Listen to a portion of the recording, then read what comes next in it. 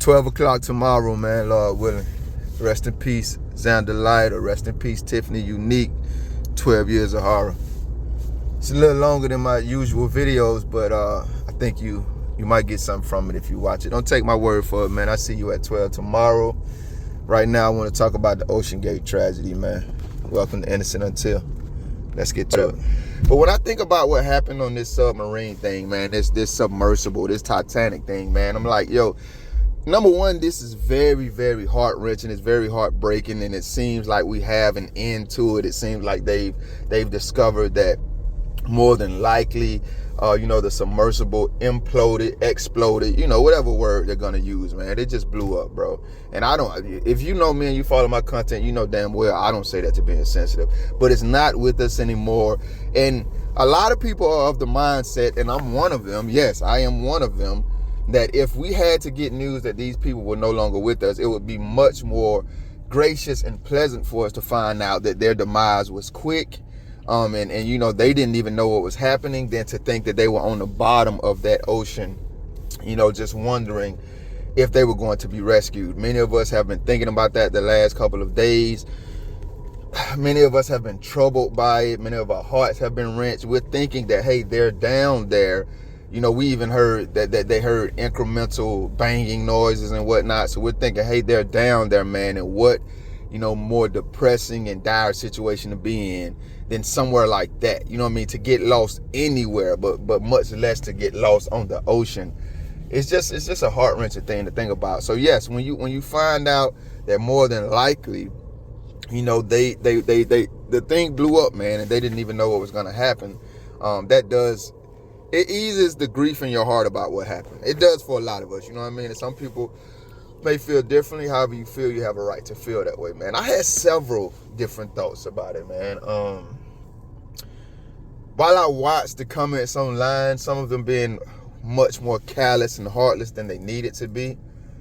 You know me, man. I talk about always realizing the humanity of situations. I'm thinking about all of the people that went out there, that went out there by water, that went out there by air, however they got there, and their hopes were, hey, man, let's go out here and see what we can do to be a part of this rescue. I'm thinking about their families and how they will have their stories to tell, years from now.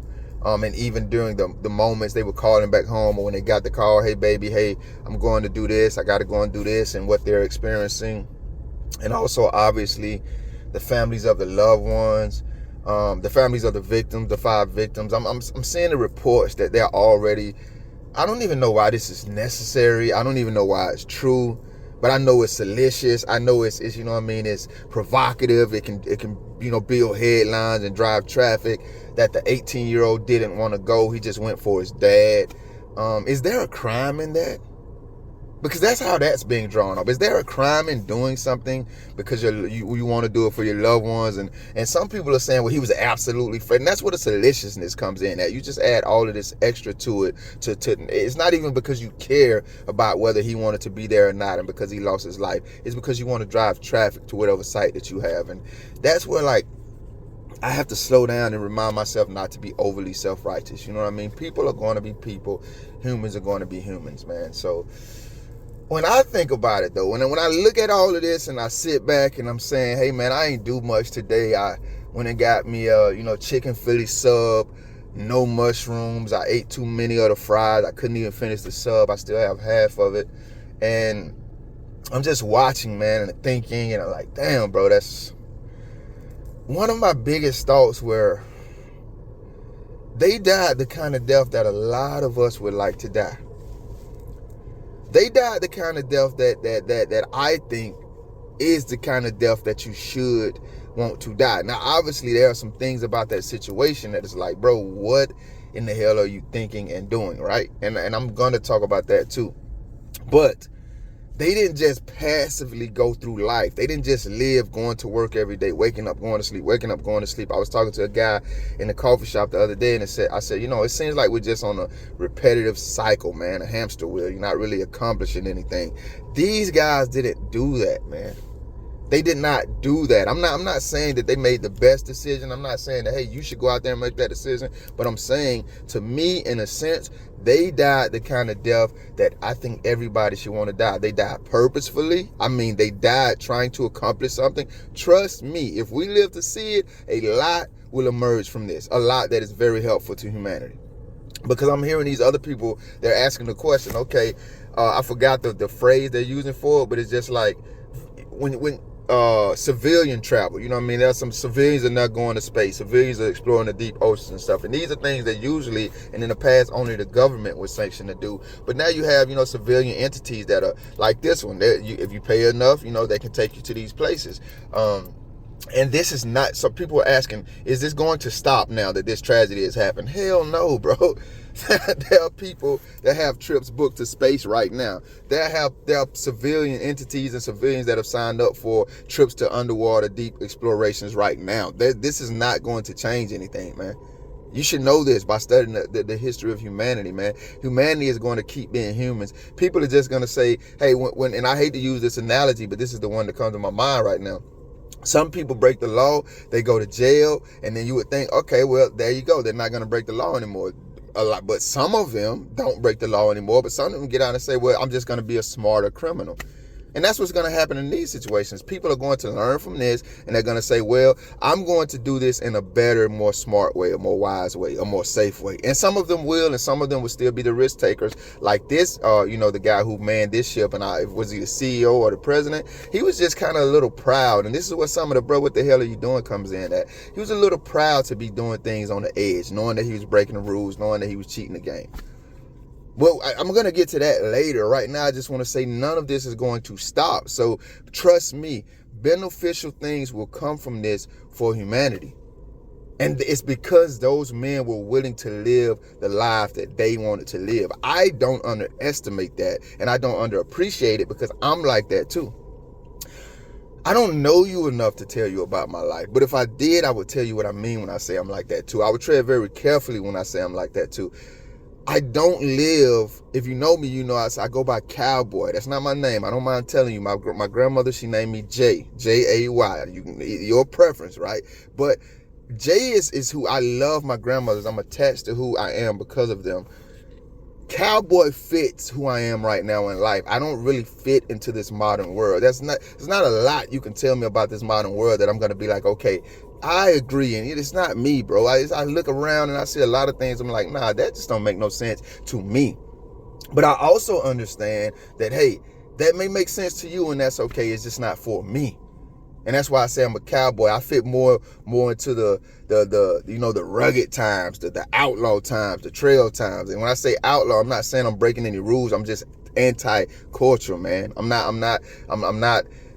I don't fit what everybody. If you say this, I'm gonna be like, yeah, we probably could do it this way, and y'all go that way, man. I'm going into the deep ocean. When this first broke, I was like, ain't no way in hell I would have did that. But when I thought about it, I'm like, I would have done that. But then when I looked at the history of this company, I wouldn't have done it with them. I would have went with someone more safer. But I live the life that I choose to live, and yes, it does cost. It costs things. It costs things. Like it costs these men their lives. It has. I'm talking to you right now, so obviously it hasn't cost me my life yet. I don't break laws. Like these men, they weren't breaking any laws. I haven't heard they were breaking rules, but I haven't heard they were breaking any laws. But I live on the cusp too, guys. I'm not going to do things like people think I should do them. I'm going to live with the passion that drives my heart. And if that does cost me my life, then that's what it costs. But I live with the passion that drove my heart. I didn't conform to societal expectations, to my father and mother's expectations, to whoever's expectations. I love you, but this is the life that God gave me to live, like he gave you one to live. And that's what I saw when I saw these 5 men. They were not, I don't know if that 18-year-old didn't want to go, if he did want to. I don't know that, so I'm not even going to touch on that. I don't like the way that's being reported. It's like they're trying to demonize the man. But I do know that these men knew what the hell they were doing, and they did it. There's a lot of talk. If you're following this case, you see how they say, hey, that the disclaimer that you had to sign, it lets you know what you were getting into. And aside from that, these are men who have been invested in this for years. Many of them had done it already. They knew what they were doing. They chose their damn path. I said all that to say that's what they did. A lot of us aren't choosing our path. I'm choosing my path. I'm not even saying I'm right for it, but I'm choosing my path. I don't have my eyes closed. I see what's in front of me and I'm choosing my path.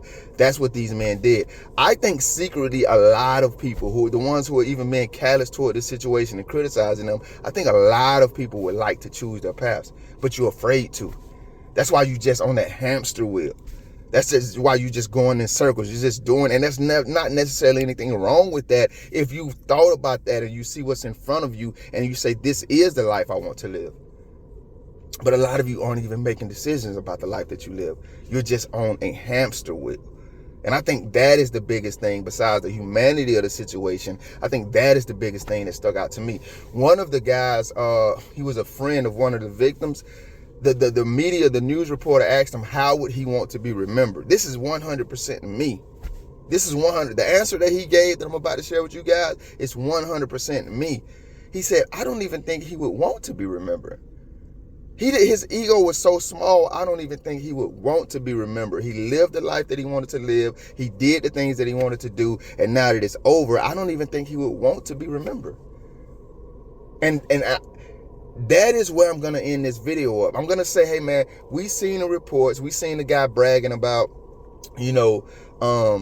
breaking rules, and it's ran by remote control, and he was saying a lot of stuff that in hindsight you would say, okay, guy, we get you choosing your own path, but you're a little too cocky where wisdom is concerned about, the risk you're taking. That is a safe and a fair assessment to make, if you ask me, right?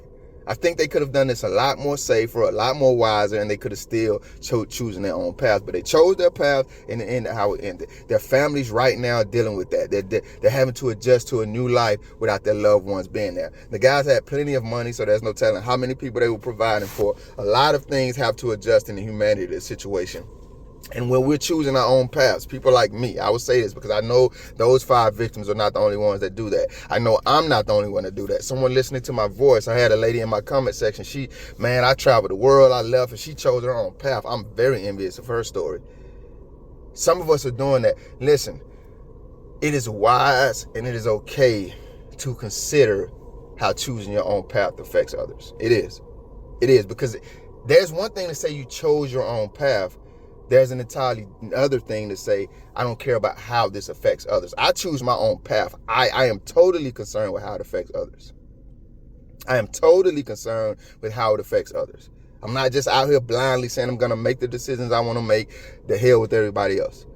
And that's how I'm going to end this video, guys. It's fun to sit on the internet, far from the danger, far from the tragedy, far from the grief and the heartbreak, and make callous jokes about it or have your disconnected opinions about it, right? It's not so fun when it's your mom or your dad that's been diagnosed with cancer. It's not so fun when it's your son or your daughter that walked out of the house one day and now you don't know what happened to him and nobody can tell you.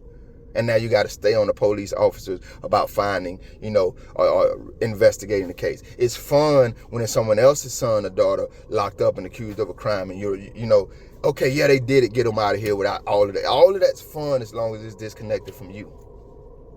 But as soon as it knocks on your door, as soon as it's at your front steps, now you want people to have the grace and the love and the concern that you should have had for them. I'm saying that to say, do that now. Look at other people like you want them to look at you when you're in tragic situations.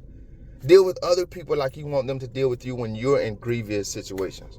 I may have just made that damn grievous word up, but you know what the hell I'm saying. And even more than that, the people that you say you love in your life right now, deal with them like they were on the bottom of the ocean right now and the entire world was concerned about their safety, and agency after agency in 4 different countries were headed to the place to look for them. Deal with the people in your life like they were in a tragic situation right now and they needed to be rescued and you never knew if you were going to see them or speak to them again. Love them like that, man. I pray for these victims of the Titanic. The Titan submarine.